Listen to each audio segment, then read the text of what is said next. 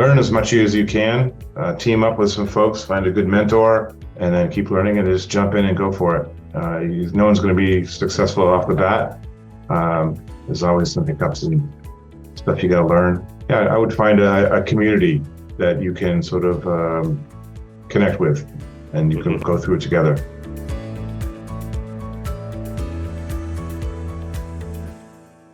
Well, welcome everyone to the Road Less Traveled Show. This is a show about people that were successful in a previous career and left that career to go down a different path. I'm your co-host, Richard Coyne. And I'm your co-host, Bill Zahller. On today's show, we're so pleased to have Matt Kontoff with us. Matt, welcome. Thank you. Thanks for having me. I appreciate it. Yeah, absolutely, Matt. Well, thank you again for being on the Road Less Traveled Show. To start with, can you tell our listeners a little bit about your background and what your initial line of work was? You bet. I started as a software engineer, got a degree in computer science, and I did the software engineering thing for a while. I worked for a lot of startups, a couple that went public. My expertise is in software communication and routing, switching, very boring stuff. And I actually got a patent at one of the companies, which is kind of cool. Nice. Yeah. And about 3 years ago, I found myself out of work. The company I was with canceled the project, and so I figured I would just capitalize on my real estate experience that I'd had since my dad and I went in on a fourplex together, and just expand on that and go multifamily and go bigger. So it's been a great learning experience for the last 3+ years. And I've been able to team up with some folks, buy some stuff as an LP, and joint venture on some things.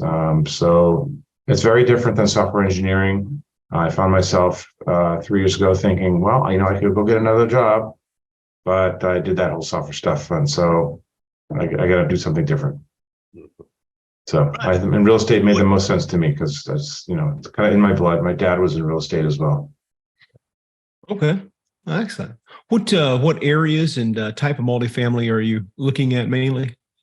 I really like the Class B type of product with a little bit of value add. Areas that are key are areas that are growing and will continue to grow despite any economic hiccups. So for places like Columbus, Ohio, Huntsville, Alabama is booming like crazy. Mm-hmm. So those are a couple of my favorite markets. Yeah. Okay. Great. Oh, absolutely.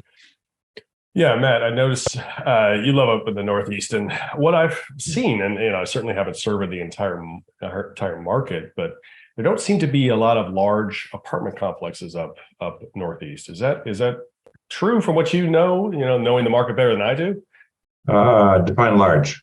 100 plus. Oh, there's tons of them. Yeah. There are? Okay. Yeah.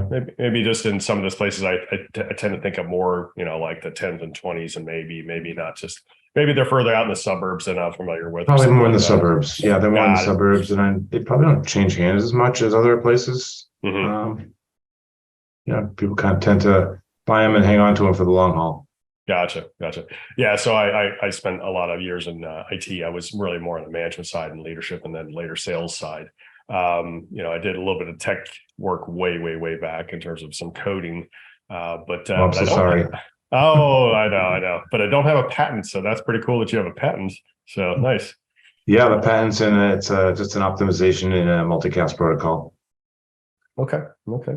And again, maybe you call that stuff boring, as you said, but it's necessary. That's kind of why we're able to do what we're doing right now, is just be able to be in different locations. All three of us are in different locations, and we're, putting this together, this podcast. It's pretty crazy. And it's so funny because my wife gets frustrated when a particular website's not working. And I'm like, well, it's not necessarily a computer. We don't know if it's that website. There's a million touch points in between. So we have no idea which one is the problem. Yep. And again, quite honestly, in a way, it's a miracle that it even works. Yes. It's crazy that it does. So Matt, maybe think back to your network days, your tech days. Is there a funny story you can share? Something happened to you along the way? Oh, tech? Wow. A funny story. Let me see. The first company that I worked for that went public, they were making a router, and this was not your ordinary router. This was a router meant to be sold to backbone service providers. So this is a huge, huge thing. It's a big giant rack with a whole bunch of cards.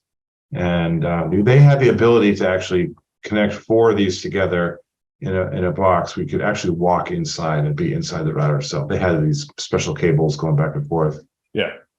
And we went public, but the employees had a blackout until 6 months later. And we're watching the stock climb and climb and climb. And we're all walking through the hallways, slapping each other on the backs. We're going to be millionaires. But by the time we could sell our shares, the stock had really tumbled quite a bit.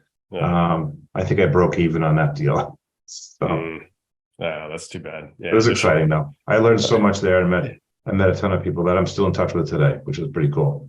Okay. Yeah, it's too bad. Definitely a lot of times they out of the gate, excitement and hoopla about a new offering, and then unfortunately it crashes not too long later. I mean, Unfortunately, I bought some stock like that.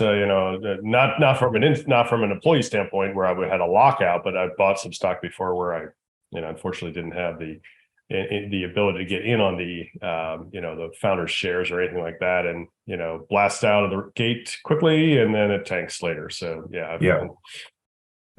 Well, and this was during the .com bubble, so we kind of caught the tail end of the downslide. So yeah. Actually, I did actually get in around the .com time frame. I did actually get in some founder shares, friends and family shares, not founders, into one particular company that unfortunately I got a letter.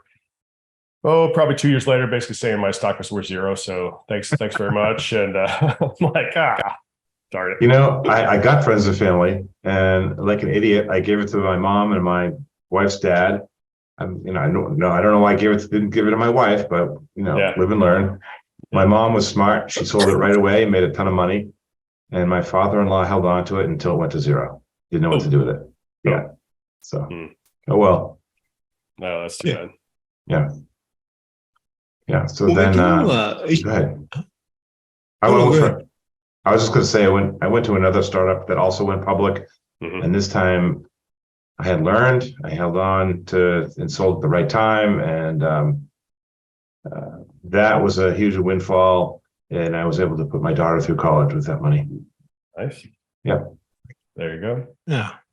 Good. Well, man, as you look back to as you transition from your IT side to more the real estate side, was there a deciding factor? You obviously said that the job went away, so that was kind of helped. But versus what made you, instead of wanting to go out and find another like kind job or something else in the IT space that made you want to transition? You said you had some background with your father in real estate also, but was there something that kind of helped you decide to transition at that time?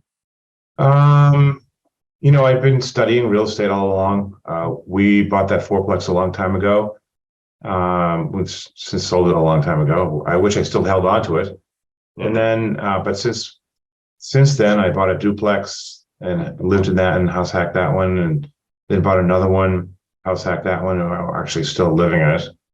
And then I purchased a ski house in Vermont, and so now we have 2 Airbnb properties that we rent out up there. And at one point, I was the VP of operations for my local religious community.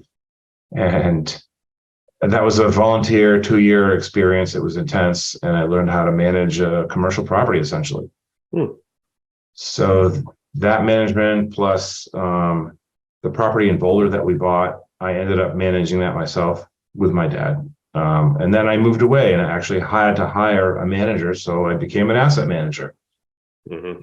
So I mean that's one of the things that I do now very well is asset management, underwriting, having a technical background and my management experience.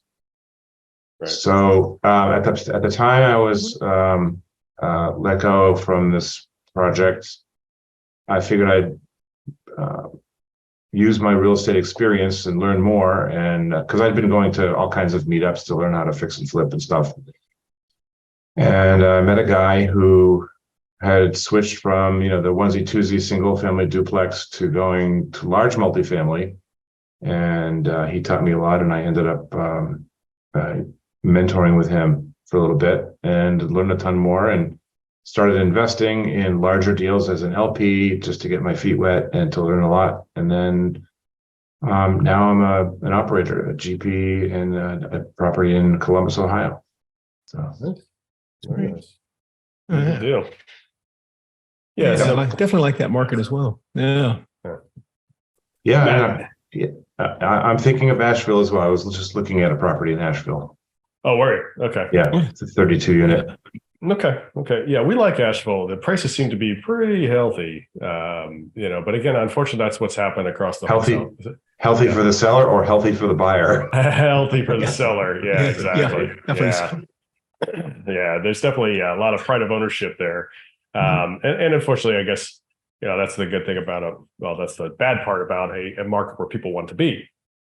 Prices start blasting through the roof. And we've seen that across the whole Southeast, definitely that's where the population growth is. That's where the, people really want to be in those markets from a living standpoint, and then obviously drives prices up. And there's still pockets here and there, but definitely deals are tougher than they used to be.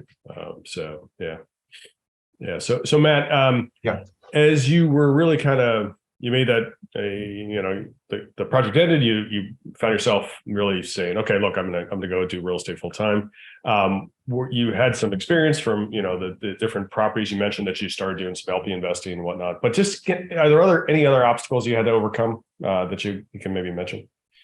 Oh yeah, I mean, here you are going into a whole new field. You've got to learn a whole ton of stuff.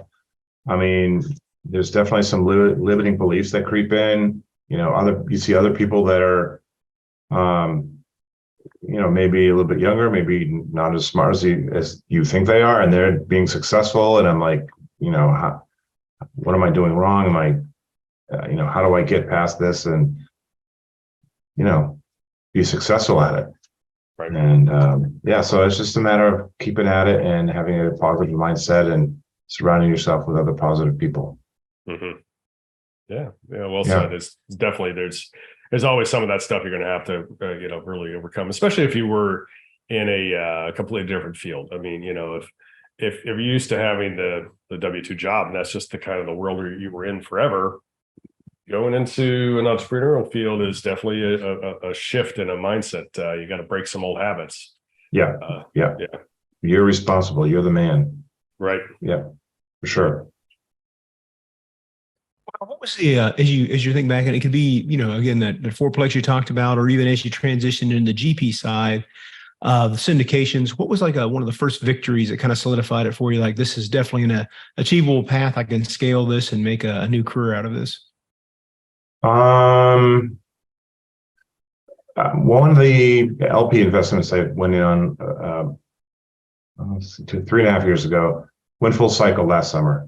Mm-hmm. And it was just a crazy profitable return. It was just it's unheard of. I don't want to even say, because it's so unbelievable.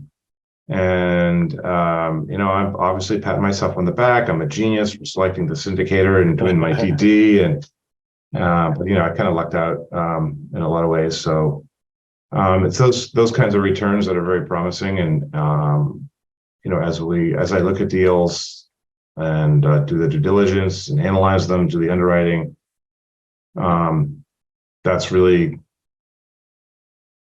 the thing that really interests me is that here's a potential deal, here's how I underwrite it, and sometimes it's way off from the operating memorandum, sometimes not so much. So yeah, about a year ago, I have a close longtime friend of mine who approached me and asked me if I wanted to go in on a hotel development with her, and she has another partner. So the three of us are in this hotel development, and this is going to blow your mind. It's actually in Bali, Indonesia. Oh. Yeah. So we're ramping up the construction of this really luxury hotel. Each room is an individual lodge. Some will have their own pools. We're going to be building a spa and a nice restaurant. And it's situated in this sort of secluded, wooded area with lots of, palm trees and beautiful gardens and stuff. Very cool. Is Yeah. it on the ocean or right near the ocean? It's a mile away. Okay. Yeah. We'll have a pool. We'll have a big common pool. I think I think you can see the ocean from the top of the balcony. Yeah. Yeah. Yeah. Very cool. Wow. That's yeah, it's gonna be absolutely awful for you to go and check on that project too. I know. I know. You know, You want to come? I need help carrying my bags. poor guy. Yeah. I think that's about as Yeah. far as you could possibly go in terms of trying to invest from the Northeast to the U.S. to Indonesia. Yeah, you said Bali. Bali. Yeah. Yeah. Bali, Indonesia. Mhm. Yeah, it's pretty far. So It is pretty far. Well, my partners are in a slightly different business. They're in the jewelry manufacturing business. Mhm. They got this piece of land to build a factory, and that's only on the corner of it, and then the rest of the land is available for their use. So they decided, hey, let's do some real estate here. Nice. Yeah, and they called me up because they knew I had some real estate experience, and I think they called me because I had some money as well. Right. And I'm thinking, oh, okay, I could throw a couple bucks this way and be a passive investor, but I'm finding myself that I need to step in a little bit more to round out the team. Well, good. I hope that project goes well. When's it coming online? That's the big question. So right now we have our architect is putting together the final touches on the plans. That goes to the builder, and the builder is going to give us estimates as to cost and time, and then we'll have a better feel for when it's going to be done. In my gut tells me 1 to 2 years. Okay, gotcha. Just curious, how's the government to work with? Are they welcome this kind of development? I would expect they do because it's tourist dollars, right? I haven't had to deal with them directly, but we have permits and stuff in place. Yeah. For permits for hotel, and we actually have a land lease. We have water permits. And we have a really good lawyer in Bali who speaks the language, if you know what I mean. Wink, wink, nudge, nudge. Yeah. And so that's been really helpful as well. Yeah, got it. All right. Well, in a way, the fact that you've got partners there that are doing a factory as well as doing this development, it seems to me like the two would really help each other out in a way, versus coming in cold and trying to just develop a resort cold. Yeah. No, our partner on the boots on the ground, Eddie, he's done this before. He's built a hotel before. Okay. Beautiful luxury villa. Yeah. Very cool. Run a restaurant. So Nice. Yeah, this is exciting. Yeah, very cool. So Matt, is there a funny story recently that's something that happened to you recently that you can share? Funny story that happened to me recently. Change the names if you need to. I don't know. There's funny stuff happening all the time. Just good stuff, bad stuff. You have to have a sense of humor about some things. Right. So, yeah. Well, Matt, where are you today on your journey? Like, so it sounds like you have lots of different things going on. You have, like, you're working on the syndication side on the GP as you're growing that. Have some this hotel project that you're undertaking. So, kind of where are you now, and where do you envision like the next 3 to 5 years as you grow the company? Yep. At the moment, my focus is on this Bali hotel development. It's going to take a lot of time, and just to make sure that we have that we can raise enough capital to get it all done and not have to go to the well again. That's my biggest concern. So that's one thing, and also I'm still continuing to look for multifamily properties, B-class, value add, that are attractive to my investors and will cash flow right away. I think that's really important in today's economy. For sure. Yeah. Absolutely. Yeah. There's a lot of stuff for sale out there, but there's also a lot of owners that still think they're getting 2021 prices. Yeah. And therefore the deal doesn't work at all. No. Especially if you got a tax reset in there and, new debt and, oh geez. Yeah. So yeah, exactly. You got to definitely pick through a lot of mounds to find the right deal. So yeah. But people are skeptical and like, how there are no deals to be had, nothing works. But if the numbers work, if you can account for the tax bump and account for the new financing, or even better, assume a loan. Mm-hmm. And if you can make those numbers work, then it's, worthwhile doing. Right. Right. Yeah. And actually what a lot of people don't realize about a loan assumption is that, hey, look, you're trying to buy, just pretend it's a $20 million property and you've got a loan assumption at, 3.5% or 3.9%. That's a great, absolutely great rate. But the basis and the loan itself might be pretend $8 million, which means you got to come up with $12 million of equity. And, that's a may or may not be a tough thing to do. I mean, I personally think that's so what you're going to wind up with sometimes on the back end of that is a loan to value that's under 50%. And, maybe that's great and conservative and all that good stuff, but definitely, it's a lot of capital to raise. And, so people don't realize sometimes how the loan itself, an assumed loan actually, maybe a little bit of hair on it.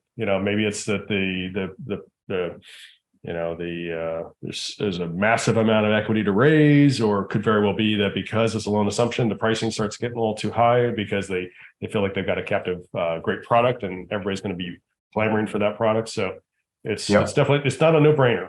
No, it's not a no-brainer. And then apparently the qualification process takes longer to be accepted by the bank. Yeah, exactly.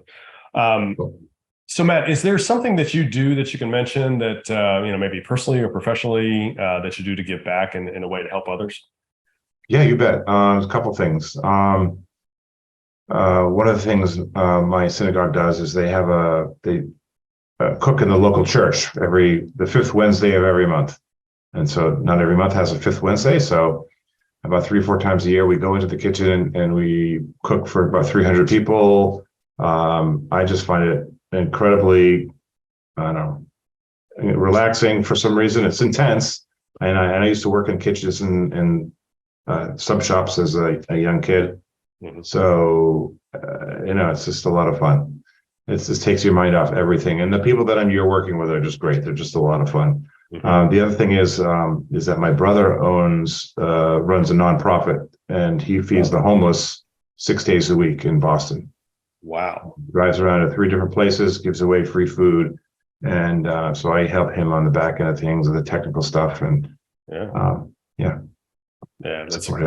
that's great. There's such a need for that. And again, definitely we all, they're definitely the least of our brothers, right? They're people that just have a tough time for whatever reason. And, that might be physical, that might be mental, that might be whatever, but, there's definitely a need to help people. And I'll talk about it a little bit, but, we do a couple of things on our end in terms of trying to give back and help others as well ourselves. So, okay. Yeah. So he'll feed anybody. They don't have to be homeless. You don't need an ID card. Anybody who comes up to his stand will be able to get some free food. Mm-hmm. And he's got his regulars and he knows them by name, which is kind of cool. Yeah. And he does all that for free. Wow. Yeah, it's crazy. And I guess that's all funded through donations. Is that right? Yes, he does a lot. Yeah. Food, a lot of food is donated. He does spend some donation money on staples that he has to provide. Mm-hmm. So. Wow. Okay. Can I make a plug for him on this? Yeah, please. Absolutely. Sure. Okay. His organization is bostonfoodactivists.org. You can see what he does on the webpage there. There's a donation button. Okay. Yeah. All right. Yeah. And we'll link that in the show notes down there too, Matt, so people can find it easily and check that out. Cool. That'd be great. Yeah. You can use Venmo or PayPal. Okay. What's his name? His name is Dan. Dan. Okay. Dan Kontoff. Little brother. Matt, is there something you've recently implemented in your business that's allowed you to scale as you're growing this out? Well, I'm on the verge of doing that. I actually need to set up work with a VA to help me, accelerate the stuff that I'm doing and hand off all the daily, administrivia that I don't like to do. So right. VAs. Yep. Okay. Excellent. Yeah. Good. Yeah. It's definitely something you continually really should reevaluate, there's a great book, Who Not How. Yep. Other people may very well be able to do that kind of thing because they want to enjoy that aspect as something maybe you don't like doing, Yeah. as well as the highest and best use of your time, is probably not doing some of those things that somebody else could do, right? So Absolutely. That, and I'm also reading a 10x is better than 2x, which similar to Who Not How, teaches you how to focus on the tasks that are 10x producing and give away the other stuff that's not quite as productive. right. Yep, it makes sense. Yep. It makes sense. So Matt, what advice would you share with somebody who's considering making a path change? Oh, well, learn as much as you can, team up with some folks, find a good mentor, and then keep learning and just jump in and go for it. No one's going to be successful off the bat. There's always some hiccups and stuff you got to learn. So, yeah, I would find a community that you can sort of connect with, and you can go through it together. I'm in a mastermind, so this is why I say that. I'm in a mastermind. We meet once a week, and we help each other out with various problems that we're having. So, yeah, it's pretty good. Yeah, I think that definitely it's, education is something Bill and I are huge believers in. And, certainly, a lot of people were gracious with their time and gave us some ideas along the way early on. But, but then again, there's another thing. I forget who said it. It's along the lines of, basically, people say learn from your mistakes. Well, I'd rather learn from the mistakes of others. Exactly. And then use that as an acceleration point. Who said that? Jim Rohn, I think that was from Jim Rohn. So yeah, Okay. Just great quote. Just, and again, it talks about that, that you don't have to invent this stuff from scratch. No. Hey, listen, if you can and do, and you got a patent out of it, well, then great. There definitely are things there. We wouldn't have sent people into space. We wouldn't have, have airplanes if people didn't, think crazily outside the box and do things that have never been done before. But at the same point in time, a lot of this real estate stuff, it's been done. So, learn from others. Exactly. And some of the books I have are very old. The fundamentals are still the same. The numbers they give in the examples are crazy low, but essentially it's the same ideas. Yeah. Right. Yep. Yeah. Absolutely. Well, Matt, what's the best way for our listeners to reach out and have a conversation with you and find out what you and Redwing Capital are up to? You can reach me on LinkedIn. It's just my name, Matt Kontoff, or you can reach me via email. It's matt@redwingcap.com. Those are the two best ways to reach me. Yeah. Great. We'll link Happy those to talk in to the show anybody. notes below. Yeah, I'm happy to talk to anybody who wants to reach out and love to hear what their situation is, and maybe I can help them. That's great. Yeah, well, appreciate it, Matt. And we'll link those below in the show notes. But we really want to thank you for being a guest on the Road Less Traveled show today. I really enjoyed the conversation and wish you continued success in your endeavors. And the Bali Hotel seems very exciting. Yes, thanks, Bill. Thank you. Absolutely. Yes, we'll come back in the year and revisit that and see how that went. There you go. That's right. Maybe that will be Perfect. a seminar. We might have to make a field trip. I was going to say some kind of firsthand discount code for the listeners. Yeah, right. And then right in the notes. we'll go check it out in person and make sure everything's up to snuff. So yeah, perfect. Yeah, good. Right. Good. Yeah. Well, Matt, thank you for being on. Sorry, good. Yeah, no, I will say that for folks that are interested in investing, we're going to be offering some sort of free stay at the hotel if they want to do that. Okay, very cool. That's part of the deal. Yeah. Very cool. I don't know if that will entice investors or just be a novelty. I don't know, but better than nothing, right? Yeah, worth the try, certainly for sure. Yeah. Well, good. Well, Matt, thanks for being on. We really appreciate your time. And also we want to thank our listeners. Please continue to give us a 5-star rating so we can bring you more great content like our show today with Matt Kontoff. And again, remember, folks, Park Capital Partners has a couple things going we want to mention. And that is, first of all, we have the Park Capital Partners Value Add Fund, which is a 506c fund open today to accredited investors. And the second, we have the Park Capital Partners Foundation, which is a 501(c) nonprofit that Bill and I created as another way that we give back. And the way that works very quickly is, first of all, we fund the operations of that. So that all the money donated goes to do its best work, which is to help others. Second of all, we donate personally. Third, corporately. And then finally, when investors invest with us in one of our projects, we make a donation to honor that investor to a pre-selected list of 15 different charities, including Feeding America, which helps the homelessness and feeding situations in this country. Actually, there's a second charity about homelessness as well. So anyway, please, folks, reach out to talk to Bill and I. Happy to have a conversation anytime. And our website is parkcapitalpartnersllc.com, parkcapitalpartnersllc.com. Reach out, love to stay in touch and have a conversation. And thanks again for tuning in to the Road Less Traveled show. Remember, folks, the road less traveled may be calling you. I recommend that you listen and take action. Thanks for joining.